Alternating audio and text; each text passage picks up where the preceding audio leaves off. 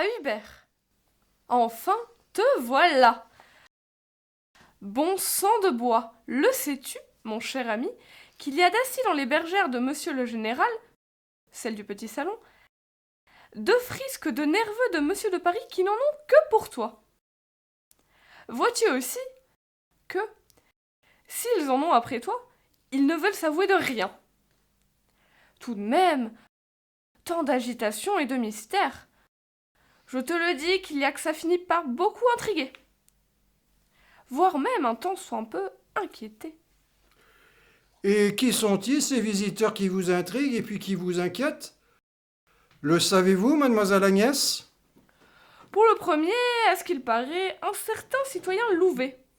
De son état qu'il est tout maigre, tout noir, et que donc il est pour définitivement sinistre. Quant au second... Quant au second, n'est-ce pas, mademoiselle, qu'il se nomme le citoyen Picard, qu'il a le carafon de tout grelé et qu'il est de tout de rouge vêtu. Ma foi! En effet qu'il s'agit bien de ce paroissien-là, ma chère Lison. Oh oh! En effet aussi que tous les deux, vous les connaissez en vérité très bien, ces deux par trop curieux personnages. Bah oui, mademoiselle, que ces deux messieurs Louvet et Picard, nous les connaissons très bien. Et d'ailleurs, tout comme beaucoup d'autres au pays, c'est aussi que nous les attendions avec une infinité d'impatience. Ça, c'est sûr. Eh bien alors, ne les faites pas lanterner plus encore, mes chers amis, quand je ne le veux point trop qu'ils prennent racine chez moi, ces deux magots-là. Allez, oui, c'est cela. Sauvez-vous dans l'instant, et surtout faites-nous en sorte qu'ils nous en décanillassent au plus vite de mon petit salon. À vrai dire, c'est que moi, vos citoyens, ils méritent à l'infini avec leurs petits et grands airs. Cependant, mademoiselle Agnès, Avant de te sauver, mon bon Hubert, tu vas me promettre de nous préparer pour tout à l'heure et pour toute la maisonnée un de ces petits chocolats à la mode de Paris dont tu as le secret. Lisons, ce chocolat, n'est-ce pas que tu pourrais nous le servir sous la gloriette? Comme il y fera fort bon et même frais sous cette gloriette, c'est ainsi que mon général de père, il s'y trouvera fort bien afin de le déguster, ce fameux chocolat de ton Hubert. Et donc, tous deux, qu'en pensez-vous de ce beau projet que j'en ai en tête? qu'il est excellent, mademoiselle, et que nous serons bien sûr là, ma Lison et moi, sous la gloriette, avec ce fameux chocolat que vous voulez. Si cela vous convient, disons que tout pourrait être prêt pour dans une petite heure. Parce qu'une petite heure, c'est au moins le temps qu'il me faudra pour en tirer du lait ou pied à la Rolande, et pour alors pouvoir vous le préparer, votre cher cacao. Eh bien, une petite heure, voilà qui est absolument parfait quand je veux vous faire, monsieur le chevalier, les honneurs de ce grand jardin qu'il y a tout là-bas, sur votre dextre. Et donc, c'est ici, monsieur le chevalier, comme je vous en prie, qu'il vous faut, et vous lever, et vous empresser de me donner le bras. Eh bien, puis-je vous le demander, quels songés hélas vous bercent et vous font prendre racine à mes pieds, monsieur le chevalier? De grâce, s'il vous plaît, je vous le dis que c'est dans l'instant qu'il faut tout abandonner de vos rêveries quand il faut enfin y faire flanelle avec moi dans ce beau jardin qui est le mien. Ah ça, ma chère enfant, n'est-ce pas que je le viens d'entendre de votre part, tout comme un garde à vous de caporal? Certainement que non, monsieur le chevalier. Quand voyez-vous qu'on ne vient seulement que de vous faire la plus douce des prières? Eh bien, ah ça, vertu bleue, voilà qui relève cette fois cette douce prière, de la plus gracieuse et donc de la plus habile des invites. Fort bien, marchons, ma chère beauté. Cependant, puisque vous le voulez tant que nous déambulions ensemble, il vous faut, pour commencer, me la redonner, ma canne. Il faut que je vous redonne votre canne, dites-vous, monsieur le chevalier? Cependant, laquelle? Voyez-vous qu'il y en a 10 000 dans cette panière? Il vous faut trouver celle en argent à pommeau de lion. Elle est, voyez-vous, la dernière, l'ultime et, hélas, la plus fidèle maîtresse de mes vieux jours. Celle en argent à pommeau de lion, dites-vous? C'est que je ne la vois pas. Et pourtant, moi, je la vois. Quand elle est à la portée de votre sénestre main. Oui, c'est celle-là. Ah oui, vous en avez raison. La voilà enfin. Merci, ma chère enfant. Merci, ma chère enfant. Et... n'est-ce pas qu'il vous adore? Qui ça donc? Point sa sainteté le pape, en tout cas. Que voulez-vous? Il m'aura vu naître. Ce qui ne peut que créer beaucoup de liens, en effet. Le savez-vous Et que devrais-je savoir? qu'on m'a beaucoup parlé de vous, monsieur le chevalier? Oh oh! Ainsi que je viens de vous entendre, ma chère enfant, je vous le dis que, sur ma vieille colocate, il m'a semblé aussitôt ressentir au moins tout comme le vent du boulet. Parce que vous le pensez que vous n'avez pas la meilleure des réputations auprès de moi?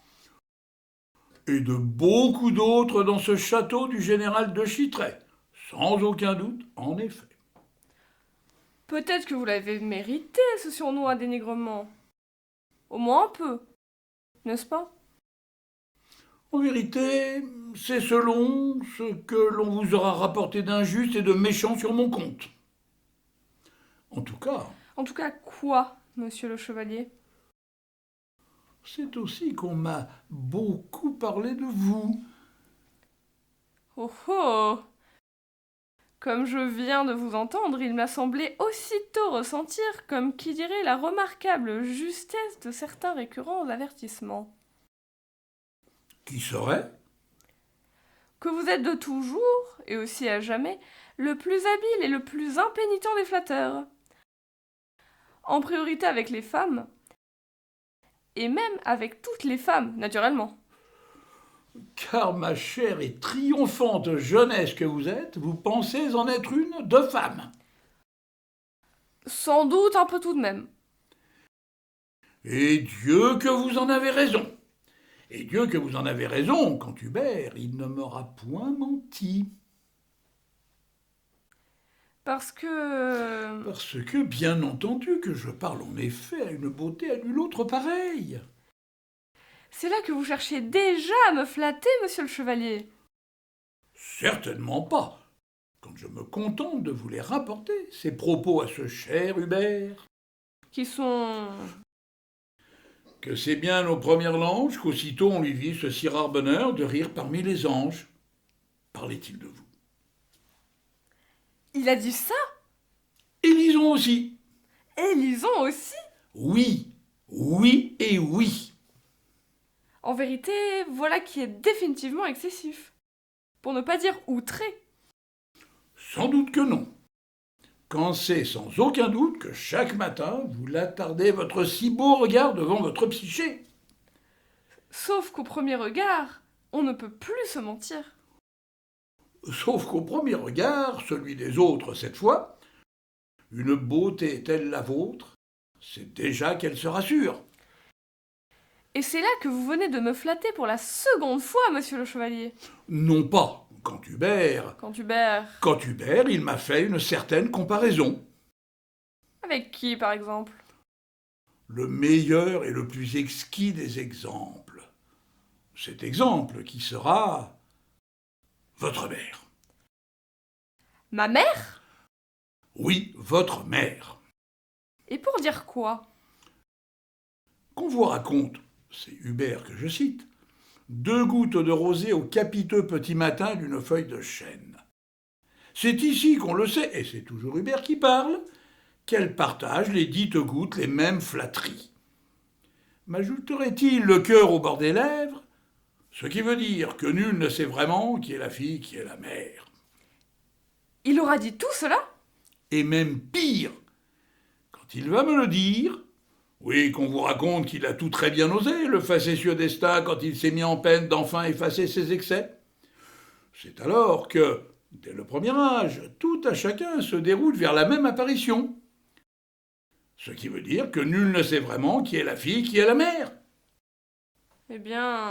Eh bien, ma très chère enfant, De la part d'Hubert, il me semble avoir entendu là certaines flatteries qui valent au moins... Non, qui valent bien pire les vôtres. non pas quand je vous regarde et que c'est l'indicible et même l'incommensurable beauté de votre mère que je revois tout à coup devant moi. Alors c'est au moins d'un miracle dont il veut nous parler, monsieur le chevalier du pape. Un miracle. C'est exactement ce que dirait Hubert pour finir. Et d'ailleurs, Lison aussi. Ils auront tous deux dit tout ça? Qu'on parlait de miracle quand on parlait de la misérable création que je suis? Oui. Oui et oui. Ce miracle, Voilà qu'il me trouble à l'infini quand je vous regarde. c'est bien ce que je découvre pour, moi, m'en déjà bouleversé au-delà de toute raison. Ainsi donc, il faut que je le comprenne, que je lui ressemble beaucoup. Trop. Trop, Oui, trop. mais aussi... pas assez, n'est-ce pas? Dire quoi, toute cette soudaine ironique semonce, ma chère enfant? Seulement ce que vous avez très bien compris, comme je le sais. Ah, ça donc, ma chère beauté, que vous venez de l'être de facétieuse, le savez-vous? Cependant, en êtes-vous si sûr, monsieur le chevalier, que je l'ai vraiment été de facétieuse? Non, en effet. Toujours est-il qu'il n'est que trop clair que c'est bien telles deux gouttes d'eau que vous vous ressemblez, vous et votre mère. C'est d'ailleurs pourquoi C'est d'ailleurs pourquoi vous les avez, ces yeux, ce qui veut dire qu'ils étaient bleus. et même comme l'azur. Ainsi donc, Lison, elle me dit le vrai. Quand elle vous dit quoi? Qu'il tire chez moi vers la Prusse, alors que chez ma mère, il tirait vers un ciel sans nuages. Oui, bien sûr que son expertise, elle est ici des plus honnêtes. Sauf que, quand on parle d'un ciel bleu et sans nuages, c'est déjà que je me devrais de l'évoquer, ce commencement d'orage qui lui déjà frappe les têtes. On nous parle ici de celle de cervelle de nos compères les hommes, n'est-ce pas? Pardi que oui. Ah ça, quand je vous entends me la dire, cette affaire de cervelle et de compère les hommes, voilà qui le confirme, combien ce cher Hubert, il me disait à l'instant que vous avez la tête de bien faite. Car il vous l'a dit. Et Lison aussi. Bah, et c'est bien là mon irréfragable expertise, en voilà deux créatures du Seigneur qui décidément m'aiment beaucoup trop. Voilà tout. Sans doute. Cependant, que l'on vous aimât, cela ne sera jamais assez. Je vous le dis. Allons, de grâce, oui de grâce, monsieur le chevalier. N'en revenez pas à vos flatteries quand elles ne pourraient que par trop la limer, ma patience. Ce que pourtant, de flatterie, elles ne sont pas. Bien entendu que si. Allons, à cet instant, ce ne sont que des yeux de ma mère qu'il faut me parler et de rien d'autre. Fort bien. J'abdique, et puis j'obéis. J'obéis quand je vais vous le dire que ces deux yeux-là, ils vous font tout un regard. Sans doute que oui, que deux yeux, cela nous fait tout un regard. Sauf qu'à cet instant, moi je le crois que vous ne cherchez qu'à nous amuser la galerie, monsieur le chevalier, c'est-à-dire moi. Bah, pas tant que cela, quand vous ne l'avez sûrement jamais imaginé jusqu'à ce jour. Quel effet il nous faisait ce regard quand il pénétrait le grand salon de votre général de père, et que nous, les hommes, nous étions en réunion à jouer à quelque reversi ou pharaon. J'imagine Quoi donc imaginez-vous, ma chère enfant? que nos joueurs, ils en devenaient plus hommes. De partout. Et plus encore, de là. Ma foi, voilà qui est très bien raisonné. Et que plutôt que la quinte ou le brelan, on l'espérait déjà cette paire qui serait avant longtemps une partie, comme on dit, carrée. Ah, ça donc que vous l'êtes de lucide, ma chère Agnès, et puis aussi que vous savez l'être encore, et encore de spirituel. Compliment. Merci, monsieur le chevalier. Cependant, Cependant, c'est ici que vous allez me dire quelques mots sur ses cheveux. dès que je vous leur ai raconté quels autres inédits effets la profondeur de ce regard ils nous feront sur notre admirable aréopage d'un jour, Qui seront... cette marquise qui voit combien une simple et si peu bénigne apparition, elle anéantit le tout de ses amoureuses et passablement alambiquées martingales. Au prix de qui sera un jour mon père, n'est-ce pas? Naturellement que oui, quand de ce dernier bel esprit on s'épuisait à le détourner depuis très longtemps du haut incours de son célibat. C'est aussi que cette duchesse, qu'on vantait de toujours comme très belle, elle le comprenait, quelle soudaine universelle banqueroute c'était de les croiser les uns après les autres, les regards de tous ces messieurs qui furent tous, comme je le sais, ces fringants et très attentifs amants. Et nos joueurs? De leurs abyssales pertes, ils n'en avaient cure, tant on ne venait que de les égratigner d'une reconnaissance de dette qui serait honorée sur l'heure, à l'égal qu'un ridicule chiffon de papier qui n'était lui en fait de chiffon de papier, qu'à peine bon à délivrer de sa boule le talon d'une botte.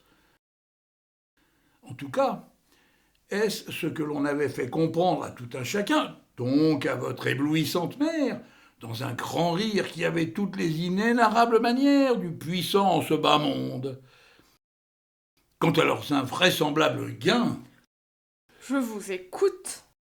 naturellement qu'ils s'en rassurent. Ce que je ne peux que comprendre.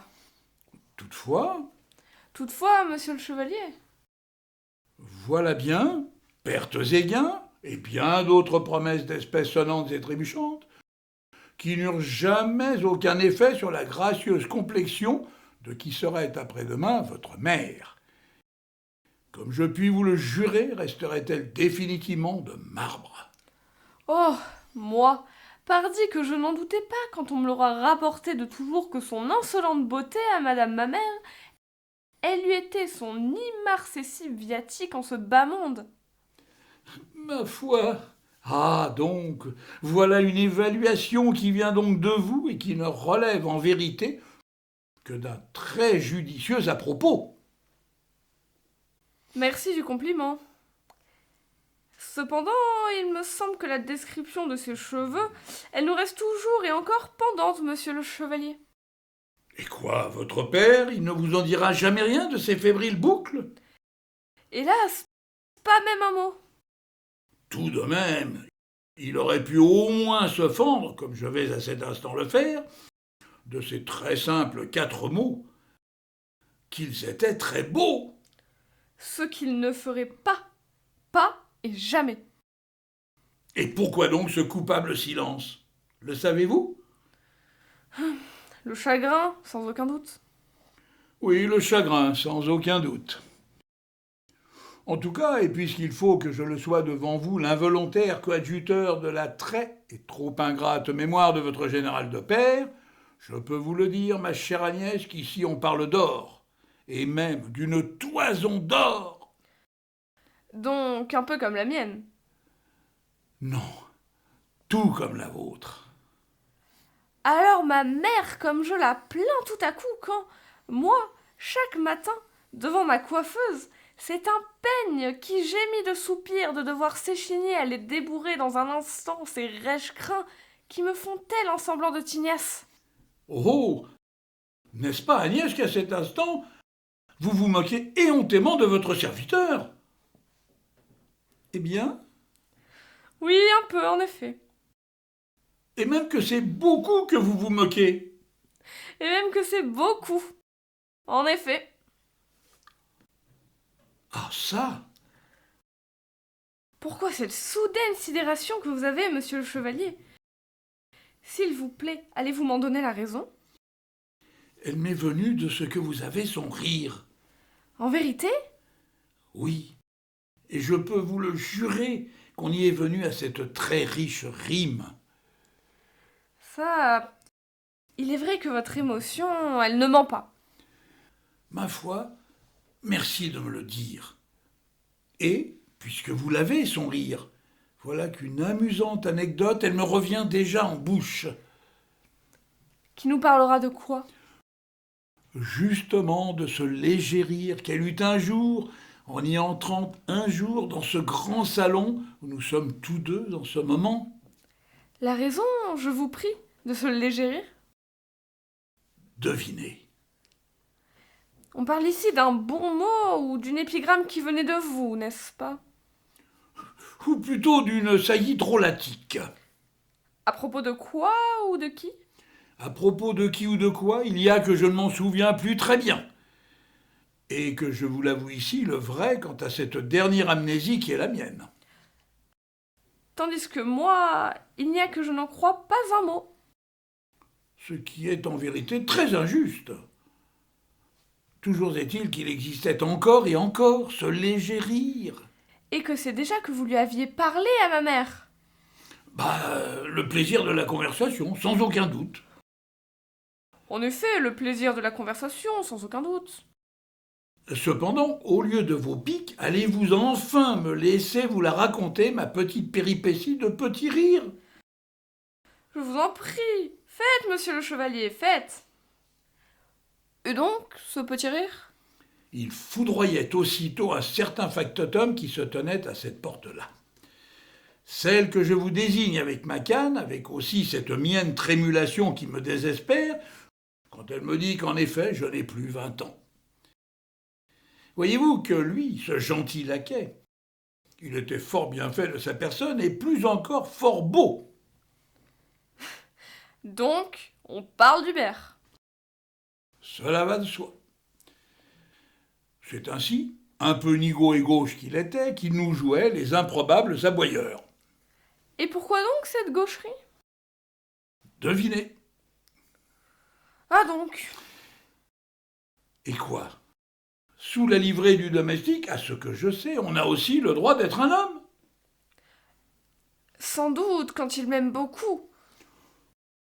Toute chose dont personne ne doute et ne doutera jamais quand on lui connaît en votre présence, ces constantes et renouvelées contorsions à cette créature du Seigneur. Cependant, cette anecdote... J'y viens. J'y viens quand je vais vous le dire que c'est une très jolie demoiselle qui nous en débuchait de sa province, tandis que c'est de très longtemps qu'on espérait l'amadouer enfin, cet officier qui, comme je vous l'ai dit tout à l'heure, s'obstinait dans le célibat et ses délicieuses frasques. Et voilà donc l'affaire faite. Mais non, quand cela la ruinerait sur le champ, ma petite histoire. Parce que... Parce que monsieur le général, il nous ferait montre ici d'une impassibilité qui toucherait presque aux limites du dédain. Vraiment? Vraiment. Sauf que... Eh bien, allez-vous enfin cesser de nous lanterner 2020 à parté, monsieur le chevalier? Sauf que... Et la voilà, cette fameuse péripétie qui va peut-être vous amuser, ma chère enfant. Sauf qu'une chère baronne, qui se pensait être, non sans raison, très belle, elle renversait sur l'amarante de son giron de soie quelques gouttes de thé, qui était cette affreuse cataracte qui les emportait à jamais vers le plus affreux des néants, toutes ces matrimoniales espérances. Moi, toute cette machinerie, je la vis. J'avais compris. Et moi aussi.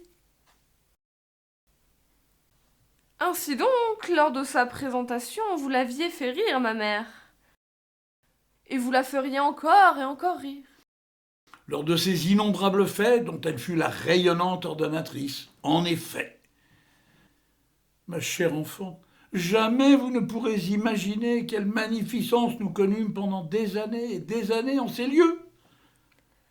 Ce que je ne ferai pas de l'imaginer quand cela va aussitôt me briser le cœur. Ce que moi je comprends pour m'en désoler jusqu'au plus profond de mon âme. Ah, Cortège, flambeaux, carrosses, livrées, équipage, laquais, feux d'artifice, 1000 candélabres, rigodons, menuets, champagne, Bourgogne, les voilà, ces fêtes dont votre père fut 1000 fois le mécène prodigue, et votre mère, la reine. Cette reine que vous feriez encore et encore rire, n'est-ce pas? Oui, da! Cependant, depuis ce premier rire de tout à l'heure, Oh! Où voulez-vous en venir avec ces yeux d'incendie que vous me faites? n'est-ce pas que vous voilà désormais, et à jamais, confiné aux atroces mimiques et aux insupportables solitudes d'un éternel céladon? Oui, da! Oui, da! Très trop cruel enfant que vous venez de l'être, quand depuis ce premier rire de tout à l'heure, j'étais en effet ce gentil moineau qui pourrait se le dire de toute sa vie, qu'il lui faudrait étancher sa soif avec seulement des larmes. Des larmes qui seraient celles de votre mère, quand le bon mot de l'ami la faisait rire, cette mère jusqu'aux larmes. Des larmes qui seraient les miennes quand seul survivrait l'ami, après le bon mot qui l'avait fait rire votre mère, jusqu'aux larmes. Eh bien, monsieur le chevalier, Je vous écoute, ma chère enfant, quand c'est aussi que je vous devine. n'est-ce pas que vous y êtes enfin venu à cette vérité que vous vouliez tant me cacher? Qui serait? Quand c'est une fois de plus que je vous devine.